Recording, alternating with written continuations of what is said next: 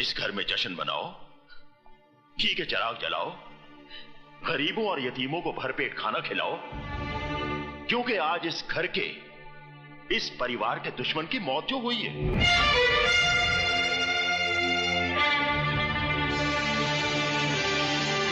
वो हमारा कोई रिश्तेदार तो था नहीं, हमारा सगा संबंधी होता तो हम उसके लिए आंसू बहाते, उसका मातम करते, लेकिन वो हमारा ही नहीं, इस दुनिया में किसी का कुछ नहीं था, ना किसी का दोस्त, ना किसी का भाई और ना ही किसी का बेटा।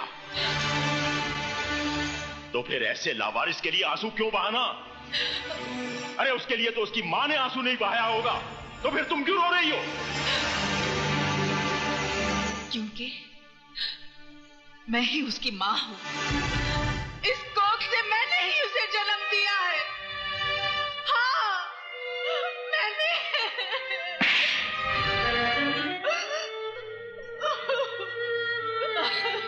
मुझे भी मार डालो, मुझे नहीं जीना है, मुझे भी मार डालो, मुझे मार। मैंने तुम्हें यह थप्पड़ इसलिए नहीं मारा कि तुमने नाजायज औलाद को जन्म दिया है,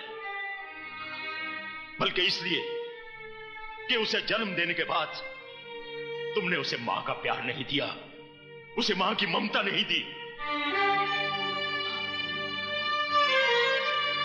इसमें मेरा कोई कसूर नहीं है।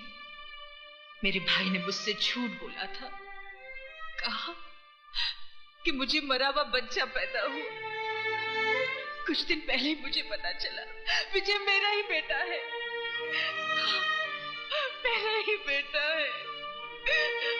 और जब पता चल ही गया था तो फिर तुमने उसे अपनाया क्यों नहीं? मैं डरती थी कहीं ये समाज आपकी इज्जत। समाज, इज्जत, इंसान की जान से बढ़कर है ये समाज और इज्जत। बाप के खून और मां के दूध से ज्यादा कीमती है क्या ये समाज और इज्जत? तुम्हें मुझसे आकर कहना चाहिए था कि विजय तुम्हारी नाजायज औलाद नहीं, बल्कि तुम्हारे प्यार की निशानी है।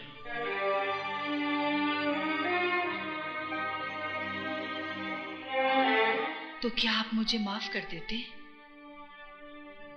क्या था? सीके उबेराय भी तुम्हारी तरह इंसान है, भगवान नहीं। अगर तुम गलती कर सकती हो तो मैं भी गलती कर सकता हूं। मैं विजय को सिर्फ अपनाता ही नहीं, बल्कि उसे अपना नाम भी देता। मैं ही बदनसीब नहीं, मेरा विजय भी बदनसीब था।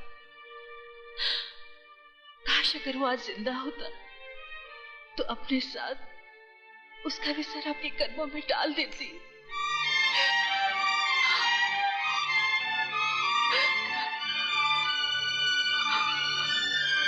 तुम्हारा विजय जिंदा है शारदा।